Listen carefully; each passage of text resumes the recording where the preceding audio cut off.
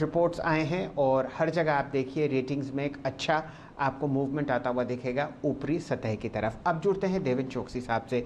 देवेन जी नमस्कार। आप पिछले 3 दशक से रिलायंस इंडस्ट्रीज़ के केपेक्स प्लान्स पर बहुत गहन अध्ययन कर रहे हैं।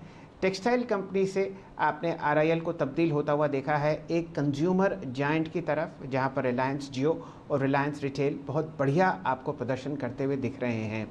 इस स्पीच के बाद आपने कौन से ऐसे 3 अहम चीज़ें हैं जो आपके जहन में जुड़ी हैं आगे आने वाले समय के लिए?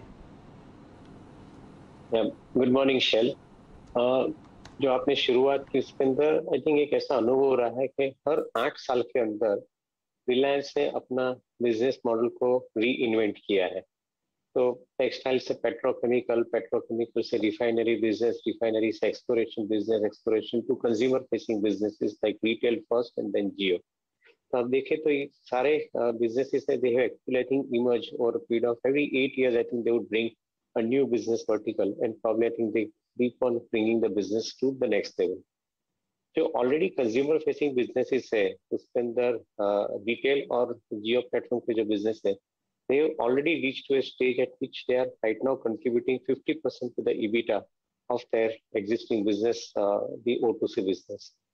Then going forward, मेरा ऐसा मानना है कि I think it will be somewhere around 65 to 75% contribution coming from consumer business and balance will be from O2C business in 2023 or so. तो उसके आगे देखते हैं तो आई थिंक ये जो पूरे का पूरा जो प्रोग्राम रखा गया है that is very convincing programme. एक तरफ देखें तो I think India is emerging into I think very fast into the green world very I think our country has given commitment.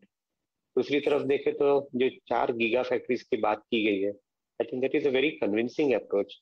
एक बाजू solar panel related manufacturing, solar wafer related manufacturing एक बाजू पे ये रहता है, दूसरी तरफ बैटरी मैन्युफैक्चरिंग का जो solution that is I think for storage of the power this has come up, तीसरी तरफ electrolysers I think for producing the hydrogen.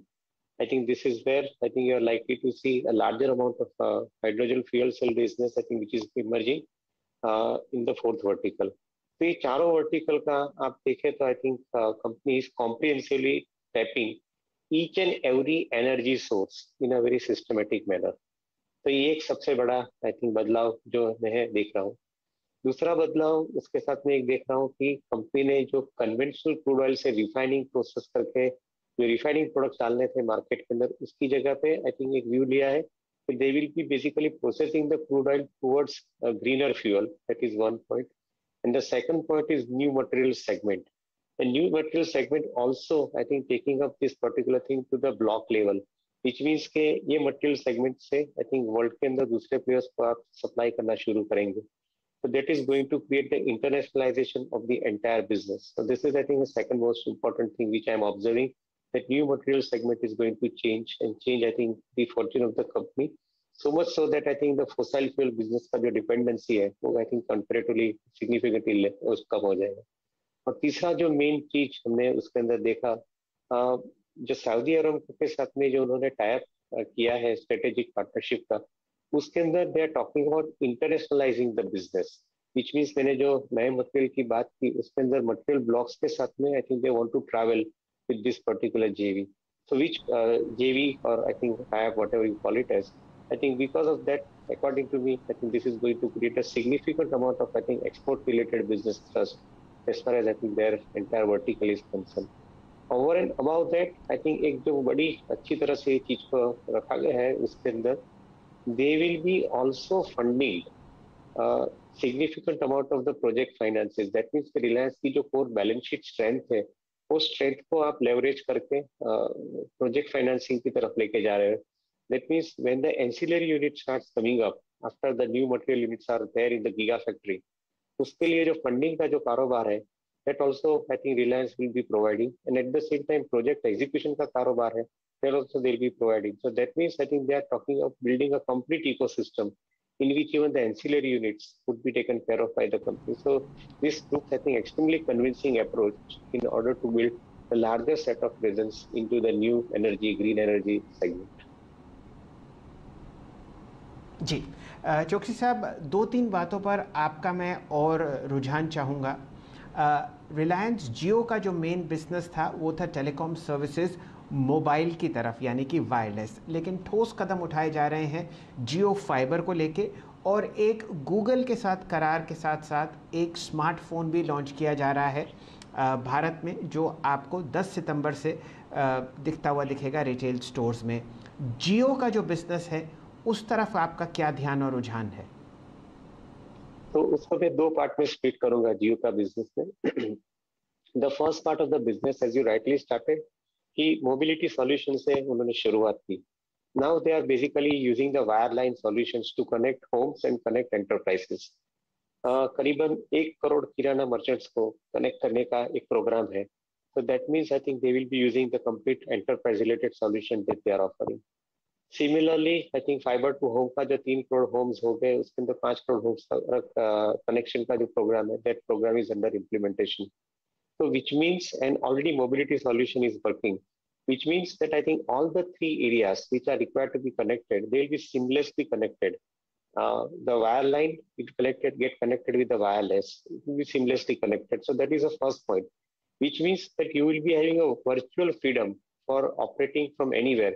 With one connection, I think you could possibly roam around it in the home, you can roam around in enterprise, and you can also roam around in the mobility areas.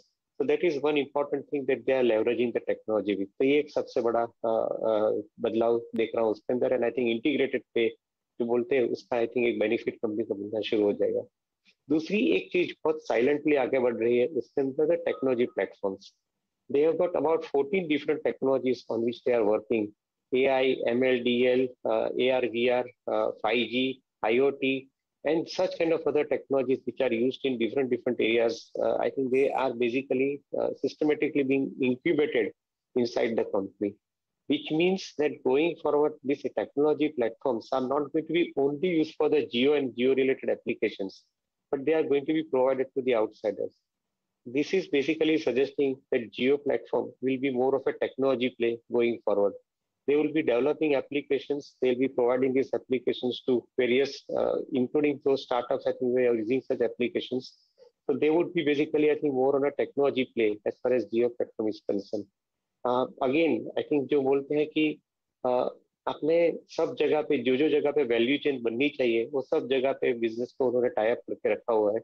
So which means I think through this platform, they will be able to service not only the requirement of their customers, but also I think the customers which would be required to be served outside their network on the technology platform. So this is, I think, extremely strong proposition on which they are working. Along with that, around 9 verticals on which they are operating, Geo platform is operating, which could be agriculture, edutech, health tech, gaming, media and entertainment, fintech. All these platforms are also, I think, operating on the Geo network, which is suggesting that they would be having the transaction-based and subscription-based revenue generation coming in from this particular platform and the application. So again, as I said, I think ये जो business के अंदर investment किया है उसका भी results आना start हो चुका है. So this is going to be, I think, a much larger play going forward. जी देवेन जी, मैं आपसे आखिरी प्रश्न पूछना चाहूँगा यहाँ पे, और वो ये है कि आप एग्जैक्टली रिलायंस पे क्या अप्रोच लेके चल रहे हैं 2153 के प्राइस पे? आपका मीडियम टर्म और सर लॉन्गर टर्म जो प्राइस टारगेट है as per the revenue, as per the bottom line और ईपीएस के मद्देनज़र, वो क्या रख रहे हैं आप शॉर्ट टर्म पर्सपेक्टिव से और लॉन्गर टर्म पर्सपेक्टिव से रिलायंस पर? So I think short term के अंदर anything is possible. I think because market is working under a lot of euphoria, so I am not suggesting anything on the short term side.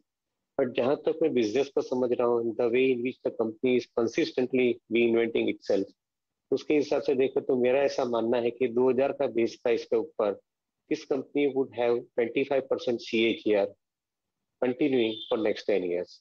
That means I think you are likely to see 25% kind of a return on year-over-year basis in case of Reliance. उसका मुख्य कारण ये है कि FY22 के अंदर expected EBITDA would be somewhere around 1,25,000 crores. FY23 के अंदर expected EBITDA would be somewhere around 1,50,000 crores. In those 2 years itself, I think the EBITDA would be close to somewhere around 3 lakh crores. And against which they are putting in investment of 75,000 crores into newer products. So this is suggesting that the company going forward will not require large amount of cash for deployment. That is first point. And the second point is that with this kind of surplus cash generation, मेरा ऐसा मानना है कि I think Reliance would be probably moving very fast and aggressively into the providing the financial solutions or maybe I think credit lending.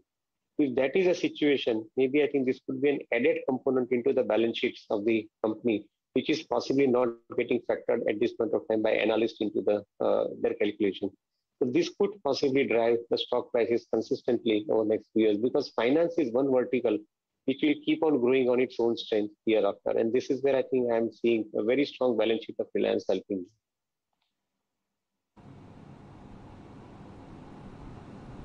चलिए, आपके सामने ये रणनीति चोकसी साहब सेट करते हुए दिख रहे हैं रिलायंस इंडस्ट्रीज़ पर, और यकीन जानिए पिछले 3 दशक से देवेन जी बहुत ही करीबी तौर से रिलायंस के केपेक्स प्लान्स को एनालाइज करते हैं और उसके बाद टिप्पणी करते हुए दिखते हैं। चलिए, अब ऐसा करते हैं, नतीजों में आपके पास क्या आया बाज़ार बंद होने के बाद, ये जुड़ते हैं हर्षदा जी से। हर्षदा जी, अशोक लेलैंड और ONGC बहुत ही शानदार नतीजे पेश किए, बताइए आपको क्या पसंद आया? इनफैक्ट दोनों नतीजे अच्छे हैं।